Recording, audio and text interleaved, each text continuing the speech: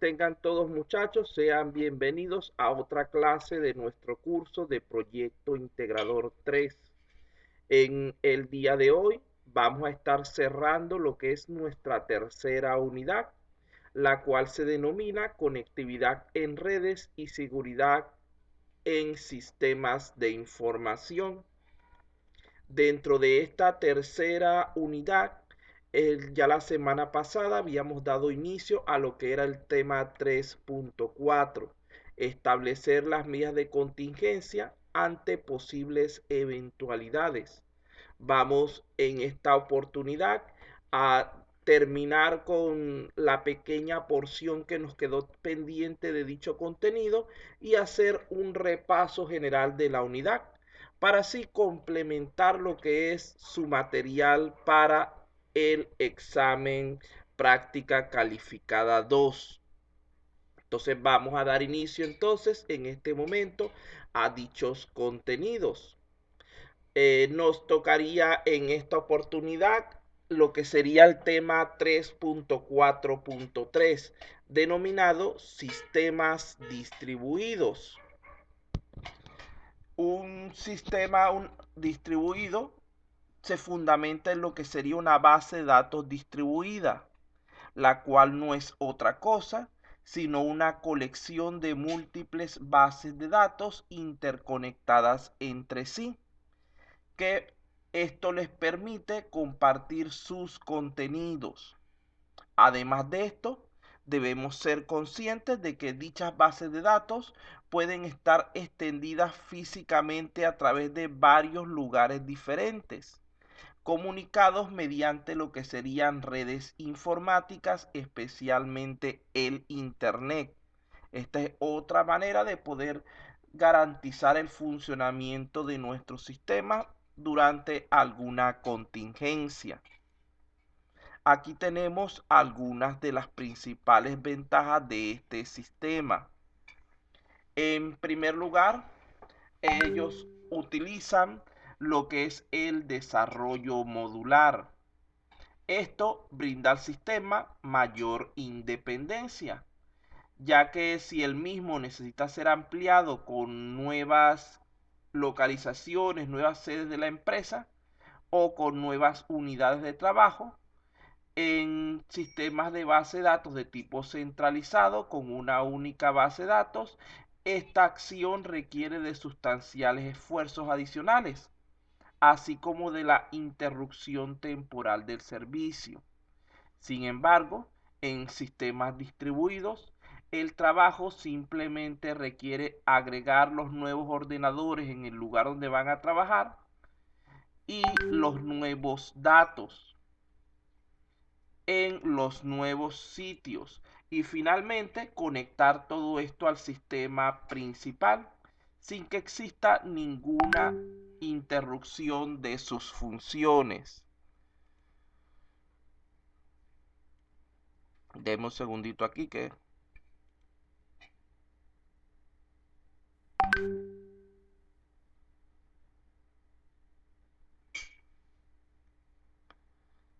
es un alumno, no voy a revisar por ahorita porque estoy en clase y lo saben. Ya pensé que era de coordinación o algo así. Bueno, continuamos entonces. Cuando hablamos también de mejor tiempo de respuesta, tal como lo habíamos dicho en la clase anterior, si los datos están distribuidos de una manera eficiente, las peticiones de los usuarios van a poder ser satisfechas directamente en las ubicaciones locales, por lo que se proporcionará una respuesta más rápida. Recuerden el ejemplo de China y Estados Unidos, el sistema. Por otro lado, en sistemas centralizados, todas las solicitudes tienen que pasar a través de un ordenador central, lo cual incrementa la concurrencia y con ello el tiempo de respuesta. Además de esto, este tipo de sistemas distribuidos es más fiable, ya que en caso de que falle alguno de sus ubicaciones, alguna de sus bases de datos, y estamos trabajando con este tipo de sistema, puede ser cubierta por los demás componentes, a diferencia de lo que pasa en un sistema centralizado, donde si la base de datos se cae, se daña, todo el sistema debe detenerse. Sin embargo, como ya dije, cuando usamos este modelo distribuido, si algún componente falla, el sistema de funcionamiento continúa, aunque pueda presentar alguna clase de reducción de rendimiento. Por lo tanto, los sistemas distribuidos desde este punto de vista son más confiables. No tiene nada. No creo nada.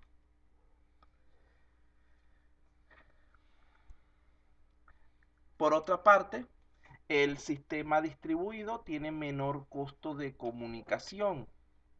En este tipo o en este modelo de sistemas, si el dato se localiza allí donde es más usado, el costo de transferencia del mismo para su manipulación puede ser minimizado.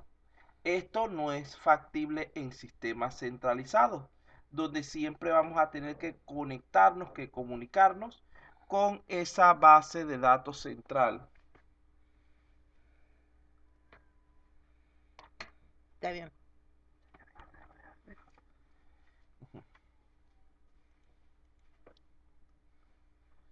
Vamos entonces a plantear ahora lo que serían las desventajas de dicho sistema. En primer lugar, tal como se recuerdan cuando hablamos de la parte de la escalabilidad horizontal y la escalabilidad vertical, sucede algo bastante similar. Cuando trabajamos con sistemas distribuidos necesitamos de un software mucho más complejo y por lo tanto más costoso, ya que debemos proporcionar transparencia a los datos y coordinar las diferentes ubicaciones de los mismos.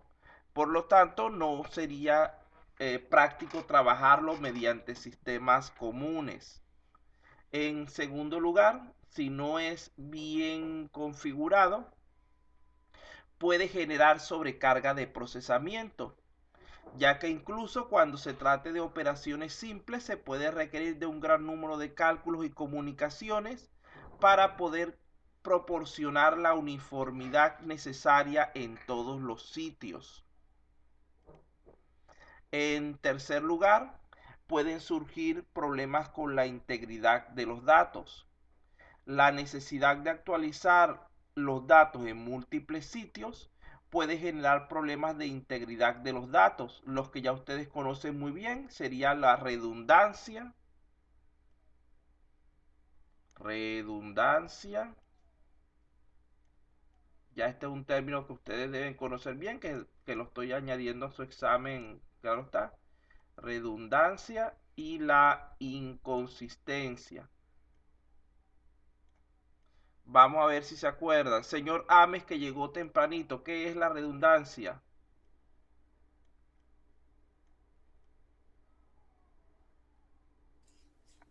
Es cuando Profe, disculpe, buenas noches. ¿Duplicar los datos? Ajá, pero denle chance, tenía que darle chance a la persona que hablara. Está bien, dijo bien. La Perdón. redundancia, diga, simplemente la redundancia es eso, que los datos se encuentran duplicados, repetidos dentro de nuestro sistema. Ahora bien, ¿qué sucede allí? ¿A qué se refiere entonces el término de inconsistencia?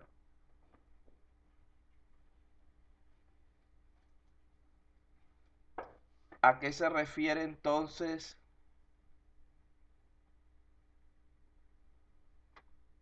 el término de inconsistencia? Redundancia, la hemos dicho varias veces, quiere decir datos duplicados dentro del sistema. Y redundancia, ¿quién me dice esta vez de qué se trata?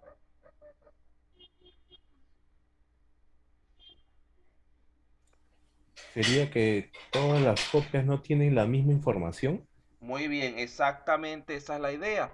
La redundancia lo que nos implica es que Al tener copias repetidas, una o más de ellas, presenta alteraciones en su contenido, es decir, que no son idénticas.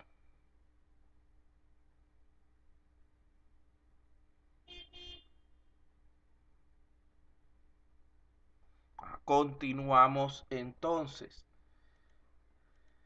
Recuérdense esos dos términos que son términos básicos y por lo tanto siempre los coloco en mis evaluaciones porque no podemos simplemente limitarnos a colocar la información nueva. Ustedes deben estar bien con lo que es los contenidos previos.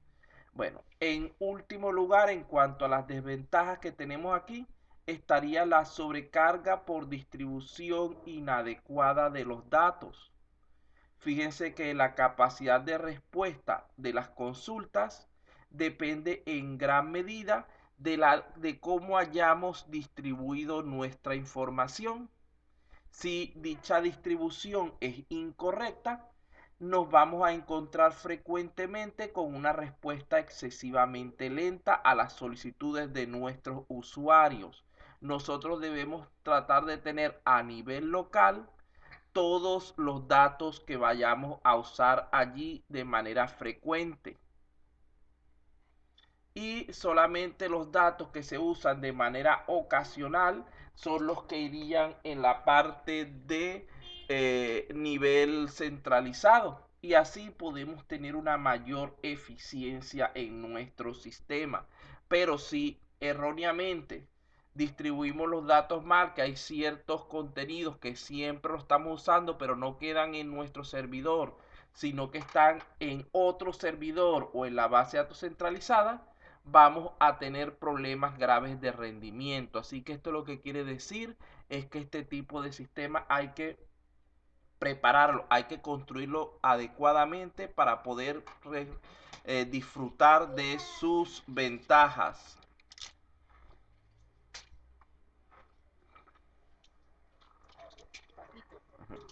Ahora bien, vamos con lo que sería el siguiente elemento. Porque es necesario usar este tipo de modelos distribuidos. Esto se debe fundamentalmente a diversas razones, en las cuales tenemos en primer lugar la naturaleza distribuida de las organizaciones.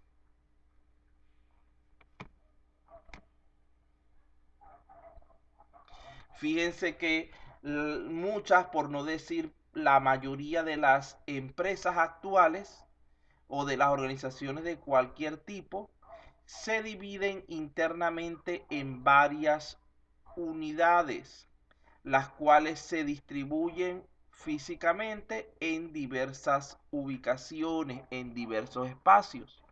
Cada unidad va a requerir un conjunto propio de datos local. Así, de esta manera, la base de datos global de la organización se convierte a final de cuentas en una base de datos distribuida de manera natural. En segundo lugar, tendríamos la parte de la necesidad del intercambio de datos. Como ya dijimos, al tener múltiples unidades organizativas, a menudo estas necesitarían comunicarse entre sí y compartir sus datos y recursos. Esto requiere que la base de datos que vayamos a utilizar sea de tipo común o esté replicada para ser utilizadas mediante sincronización.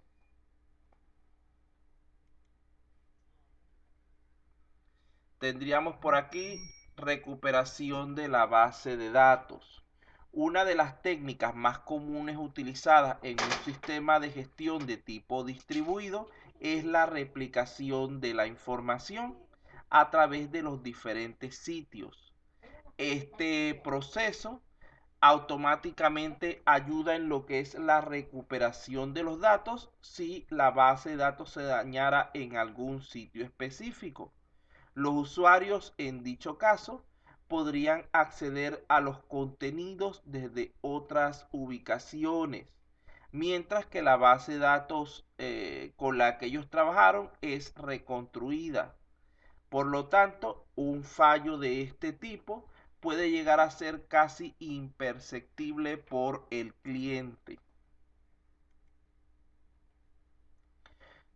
Otra causa sería el soporte para múltiples aplicaciones. La mayoría de las organizaciones utilizan actualmente una gran variedad de aplicaciones de software, cada una de las cuales tiene su base de datos específica. Un sistema de tipo distribuido proporciona una funcionalidad uniforme al utilizar los mismos datos entre las diversas plataformas. Entonces aquí hablaríamos de base de datos distribuida y con eso terminaríamos con esta parte que nos faltaba. Entonces, una base de datos distribuida, que ya la hemos nombrado bastante, no es otra cosa sino un conjunto de múltiples bases de datos lógicamente relacionadas entre sí, las cuales se encuentran ubicadas en diferentes espacios lógicos y geográficos. Cuando hablamos de espacio lógico, estaríamos hablando, por ejemplo, en este caso, de un servidor corriendo dos máquinas virtuales diferentes. Ahí estaríamos hablando, están distribuidas en diferentes espacios lógicos. Cuando hablamos de diferentes espacios geográficos, estamos hablando de servidores ubicados en diferentes instalaciones, en diferentes oficinas, edificios, etc. Este tipo de bases de datos tienen la capacidad de realizar procesamientos autónomos, lo cual le permite realizar tanto operaciones locales como distribuidas. Es decir, les permite acceder tanto a sus datos propios como a los que se encuentran en las demás unidades de trabajo o en la base centralizada si existe. ¿Cuáles serían entonces los tipos de bases de datos distribuidas? Allí los tenemos en pantalla. Vamos a hablar de centralizadas, replicadas y fragmentadas. Cuando hablamos de una base de datos centralizada, esta es muy similar a lo que es el modelo cliente-servidor, en el sentido de que la base de datos está ubicada en un nodo principal y los usuarios se encuentran distribuidos fuera de ella. Este modelo solo brinda como ventaja el tener procesamiento distribuido, ya que en el sentido de lo que es disponibilidad y fiabilidad de los datos no se gana nada. Repito, esta base de datos centralizada simplemente es un modelo tipo cliente-servidor, donde todos nuestros datos están en una única ubicación y nosotros accedemos a ellos desde los diferentes terminales o equipos que estén autorizados para tal fin.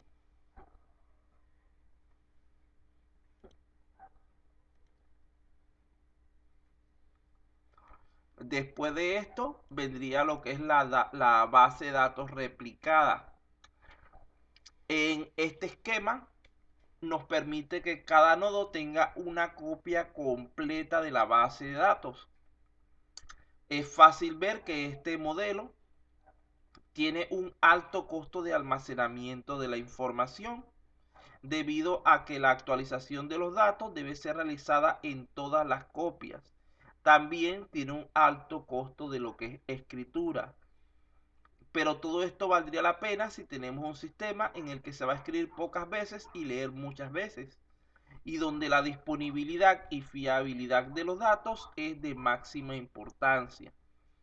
Fíjense que aquí, en el anterior, había una sola base de datos y todo el mundo utilizaba ese contenido. En este caso, tenemos una base de datos principal, la cual es duplicada, es vuelta a colocar de manera idéntica en diversas ubicaciones.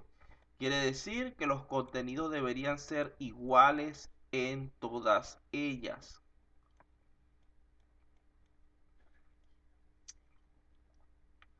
¿Qué es lo que pasa? Los dos factores que se nombran como desventaja sería, por una parte, que es mucho más tiempo para hacer la carga completa de la base de datos en cada una de ellas, y que cuando se produce una actualización debería de manera instantánea actualizarse en todas las bases de datos para mantener su igualdad, porque si no podríamos tener errores de redundancia pero de inconsistencia. Este tipo de base de datos es usada principalmente cuando muchas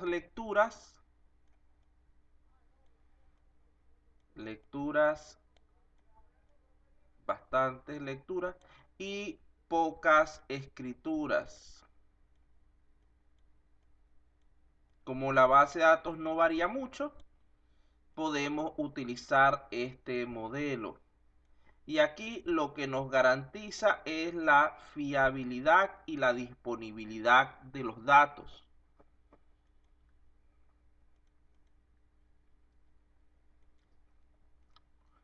El siguiente modelo es el de tipo fragmentado. En este modelo solo hay una copia de cada elemento, pero la información está distribuida a través de los diferentes nodos.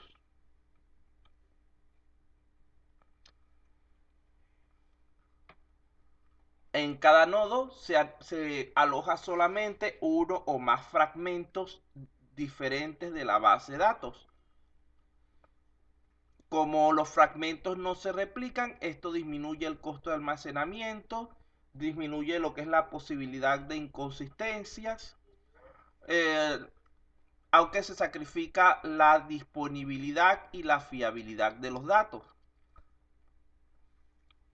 Vamos a ver aquí esto cómo lo podríamos ver. Imaginemos que tenemos aquí una base de datos con una serie de campos. Vamos a colocar 1, 2, 3, 4. Tenemos aquí el campo clave y tenemos aquí varios campos con información.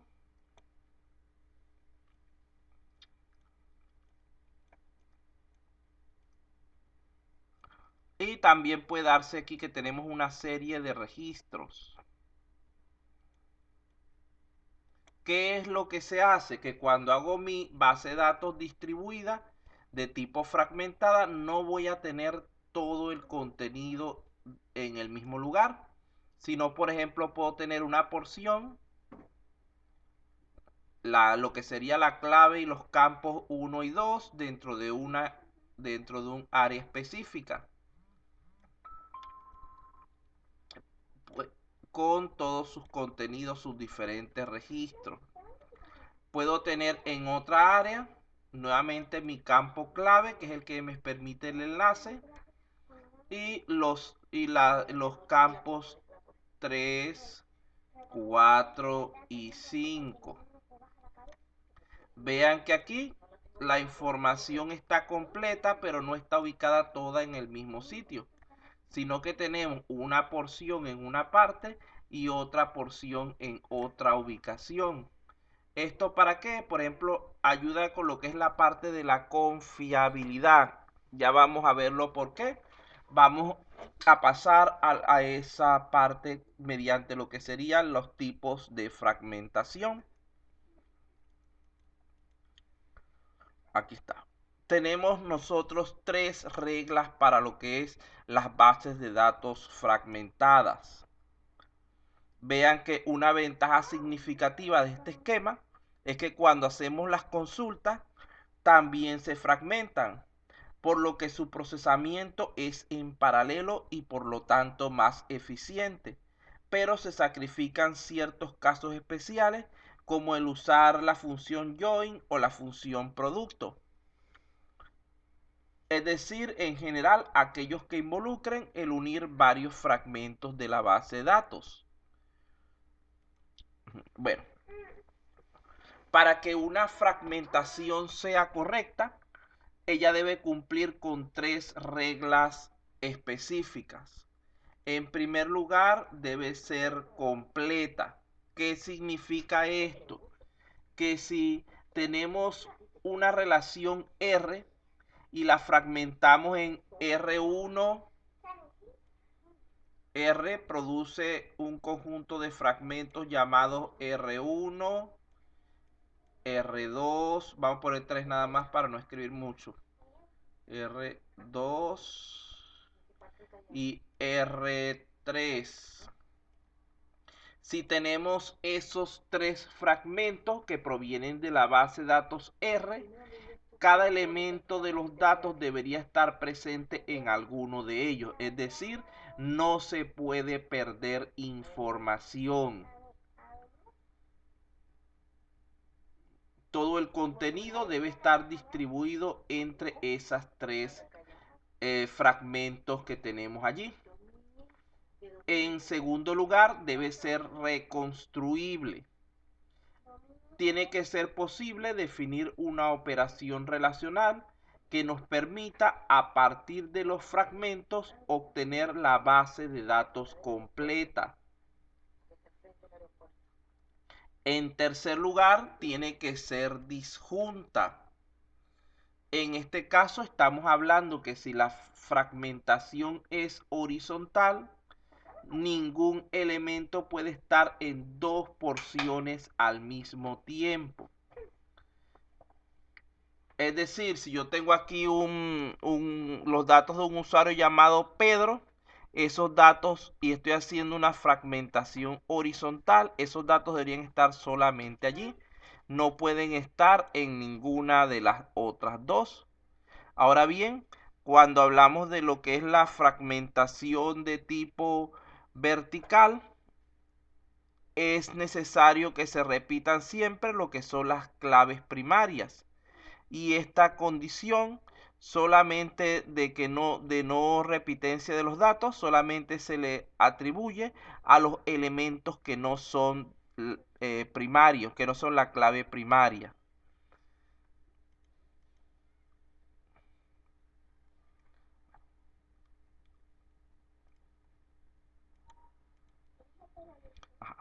La fragmentación puede realizarse de 3 maneras diferentes: horizontal, vertical o mixta.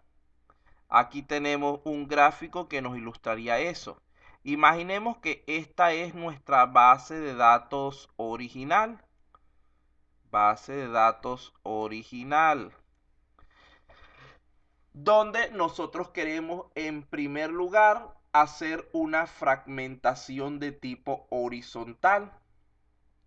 En este caso, lo que estamos haciendo es separando grupos completos de usuarios con todos sus datos.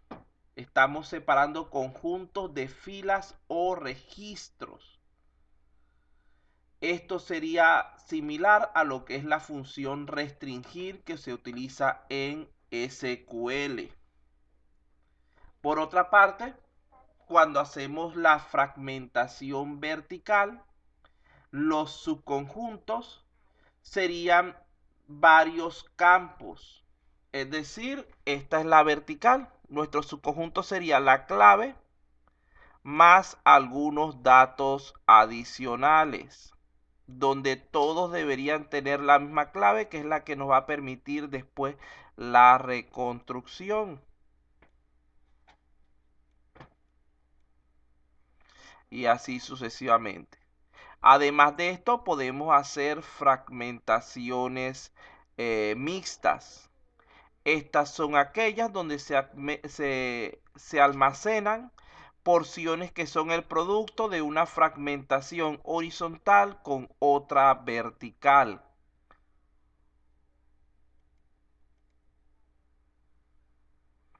Este esquema de tipo híbrido simplemente lo que hace es combinar lo que sería la partición y la replicación, donde los fragmentos están selectivamente replicados a través de nuestra base de datos. Hasta aquí, muchachos, sería la pequeña porción que teníamos pendientes del contenido. ¿Alguna duda, alguna pregunta sobre esta parte? Si no, para hacer el repaso. Esto por si acaso no llegaron temprano, no tienen.